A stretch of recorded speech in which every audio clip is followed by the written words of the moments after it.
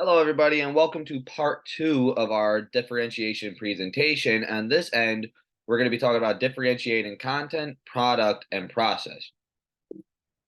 So for our first slide, we're going to get into content, and content is the input of teaching and learning. It is essentially what we learn and what we want students to learn. There are two ways to think about adapting and differentiating content. The first is what we teach or want students to learn. For example, in the textbook, it provided that if a student is working with fractions and the other classmates are still learning on master and division, that's how we separate the what form of content. And the second version is how we give students access to what we teach or want them to learn. And another example of that would be encouraging an advanced student to maybe read a novel with a little bit more independence and writing prompts, while our struggling readers will be given additional time and with peer partner support. A quote that stood out to me in this is, what students learn relatively stays the same, but how they access the learning changes more. And I couldn't agree more, just from my time in schools, where essentially, again, the end goal is still the same, just how we get there is a different story. Everybody has a different route that they have to take, and that's the beauty of differentiated learning, is that everybody has choices, everybody has options, and accessing how you learn is a big part of that. Differentiating content for student needs, there are three different ways, and you're going to hear this a lot throughout the Google slide. I'll just give you a fair warning on now. There are three ways that it could be differentiated. The first will be readiness, which is matching the material or information you're asking a student to learn to match the student's current proficiency in reading and understanding, basically matching the material to the level that the student is at when it comes to reading and understanding, whether it's math, history. We want to keep it in the same general level for them to excel at. Interest, which involves incorporating ideas and materials that build on the or to extend the student's interest into the curriculum. Say, for example, the textbook said that we were doing a project on the Civil War. Like, what resources of interest can we find that you like that we can implement into our project with the Civil War? Just what do students like? How can we, put it into our work? And their learning profile, which is making sure that the student has a way of coming at their materials and ideas to match their preferred approach of learning, which, kinesthetic, auditory, visual. How can we match to that profile? Next, we're getting into process, which is also known as sense-making activities. It's when a student encounters new ideas, information, or skills, and then attempts to analyze, apply, question, and solve the issue or a problem with the material by making it their own. A quote that stood out was, any effective activity is essentially a sense-making process designed to help a student progress from a current point of understanding to a more complex level of understanding. Students process and make sense of new ideas and information. When teachers ensure that classroom activities are engaging, it's higher level thinking, and it requires students to use the key knowledge, skills, and understandings to grasp how things are connected. So again, we're going to differentiate process. We're going to talk about readiness, interest, and the learning profile. It's the same concept for the most part. Readiness is matching the complexity of tasks, materials, and support to the student's current level of knowledge, skill, and understanding. The interest is giving students a choice about which facet of topics they wish to specialize, or helping them link a personal interest to a sense-making goal. And the learn profile is encouraging students to make sense of an idea via a way of learning what they prefer. All three of them are still basically the same concept of what I just said for content. Readiness is matching the level. Interest is, what do you like and how can we apply it in the work that you're doing.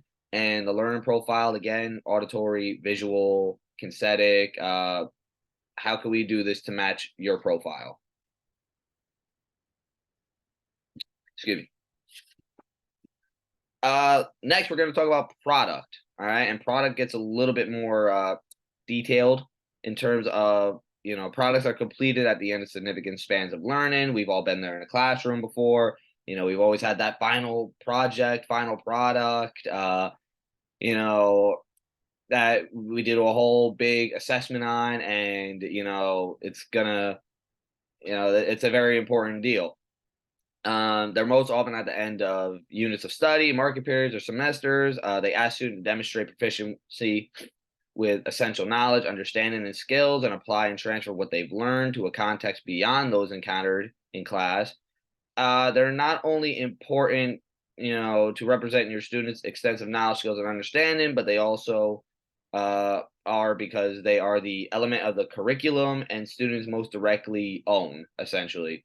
Um, one thing with products is that we need students to learn how to experience what they learn goes beyond just the classroom. I am a huge believer in that because unfortunately, I think, and it's not anybody's fault per se. It's just in today's day and age now, I feel like, and myself included, so it's again, it's not a shot at anybody. It's that, students are unprepared to face the challenges of the real world. They don't know how to problem solve. They don't know how to take what we're applying in this learning environment, and how can we make it our own, and how can we apply it to the outside world. Students need to learn that what they learn transcends into how they'll operate in the real world. And a quote that stood out, it says that many students can show what they know far better in a product than in a written test, and I couldn't agree more. I've always preferred the visual final product, where if I'm making a display, or I'm making a poster or a timeline or something, where instead of my test anxiety kicking in, and everything that I learned over the year just goes away, in a blank span.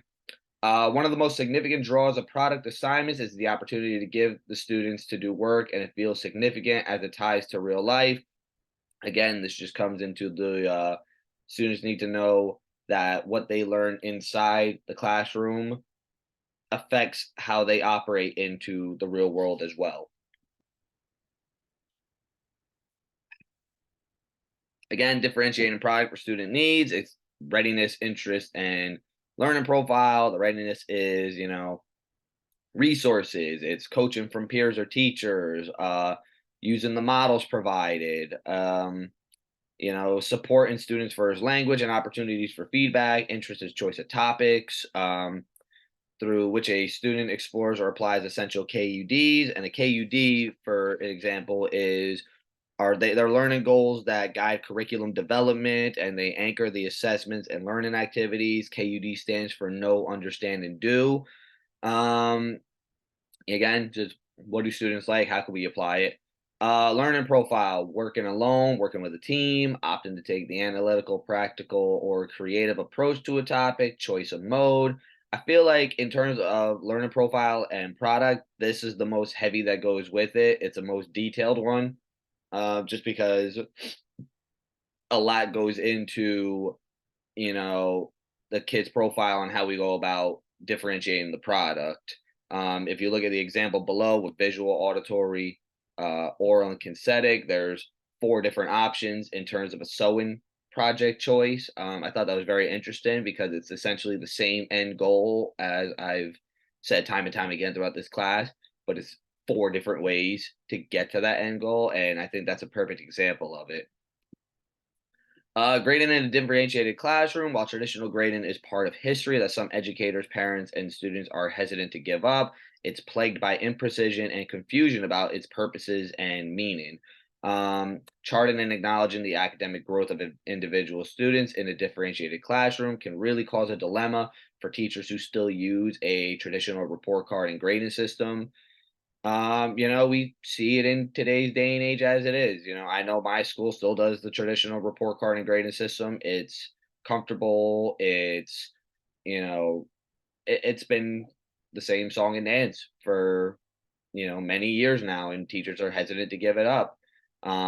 But this is the next slide is something that we can try to acknowledge and maybe see if we could do things a little differently in the future. All right. It's how can we improve as educators? You know, the quote in the first line right there says it all. we can do better than that, and we should feel compelled to do better than that. I've been very adamant throughout this class that differentiated learning is a two-way street. It is not just the students, it's how we as teachers can be the best possible educators that we could be too. And every day is a new chance for us to improve.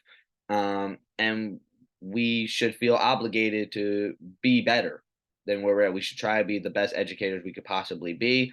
And these are three ways that we as educators um, can be better than the traditional grading practices. I like to apologize. I have a sinus sort problem here, so that's why I'm a little stuffy.